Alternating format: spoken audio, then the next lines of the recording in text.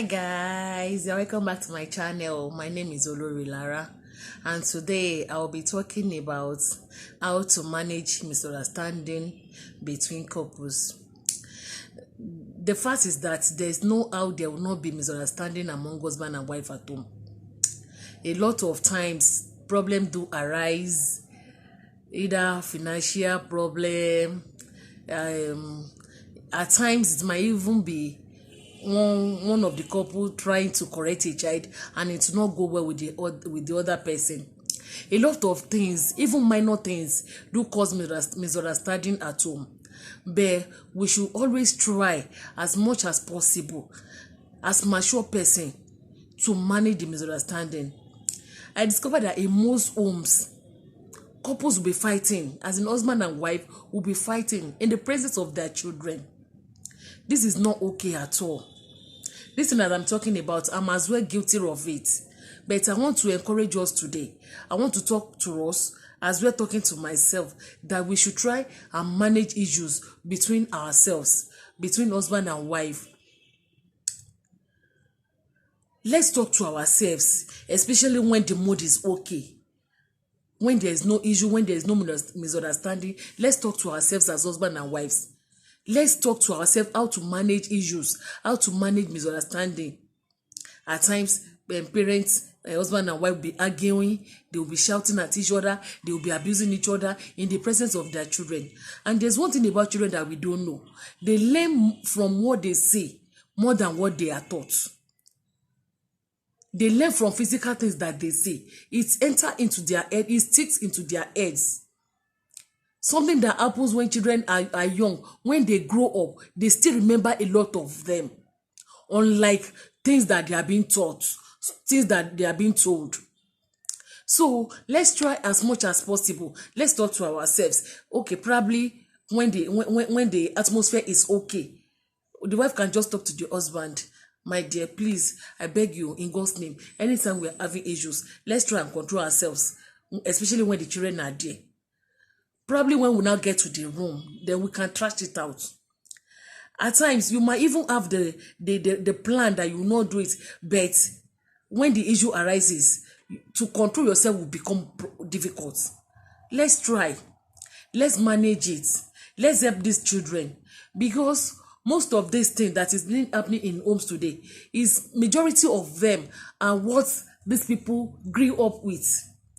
It's things that they see while growing up, and that's the kind of thing that they exhibit too. You can see a situation whereby a husband was beating the wife, and the wife was like, look at how you are beating me in the presence of our child. And the man said, yes, I will beat you. I will beat you in the presence of our child, because that's the way my father was beating my mother even when I was there. So the same thing he grew up with is the same thing he's doing now. Let's help our children.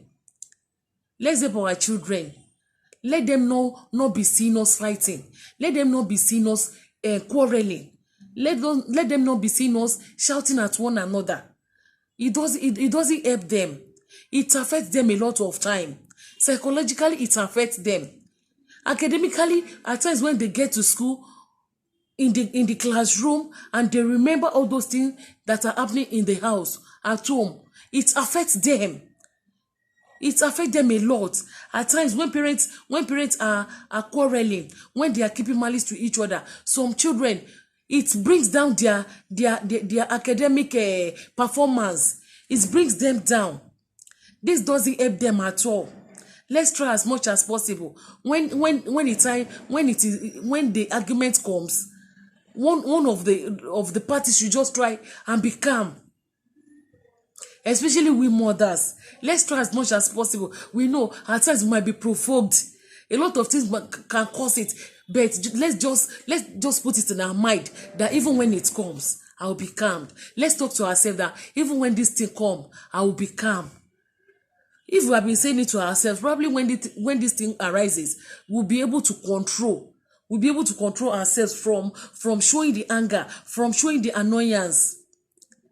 Let's try as much as possible, if not for anything, but for the sake of our children.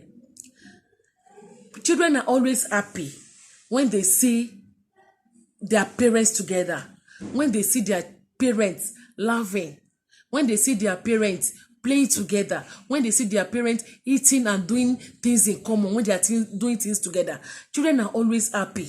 They are always happy, and once they are happy, they will be healthy. So let's try as much as possible. Let's behave well. If our children are there, let's keep the temperament at that moment. Maybe later when we now get to our rooms, then we can talk, we can try and vent out our angers. We can talk, we can even fight in our room. But at the same time, let not be sleeping with anger. Let not be sleeping with anger. No matter the problem, by the time we get to the room to sleep, let's try and trash it out. Even me, I've done a lot of bad things. That's why I said I'm guilty of this thing that I'm talking about. But I'm trying as well to be good. If not for anything, for the sake of my children.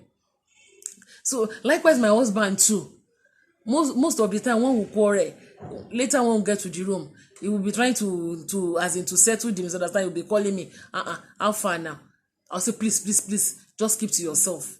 And he will tell me that, please stop all these things that you are doing. Husband and wife will always fight, but once we get to the room, we have to stop the fight. We have to end the quarrel. And most of the time when he say this thing, no matter what, I'll just calm down and allow the thing to go. Let's try as much as possible, because these children that we are seeing, they learn from us. Girls learn from what their mother do. Boys learn mostly from what their father do.